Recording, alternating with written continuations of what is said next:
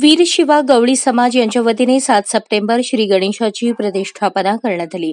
त्यानंतर 7व्या दिवशी परंपरेनुसार गवळी समाज बांधवांच्या वतीने श्री गणेशाची मान्यवरांच्या हस्ते महाआरती करून भव्य मिरवणुकीला सुरुवात झाली। यावेळी शिवसेना शिंदे गटाचे जिल्हा प्रमुख मनीष काळजे, राष्ट्रवादी काँग्रेस पार्टी शरद पवार गटाचे महेश कोठे तसेच इतर मान्यवरांच्या हस्ते महाआरती करण्यात आली। यावेळी शिवसेनेचे मनीष काळजे, महेश कोठे यांनी लेझिमचा ठेका धरला। या प्रसंगी मंडळाचे कार्यकर्ते आणि भाविक मोठ्या संख्येने उपस्थित होते।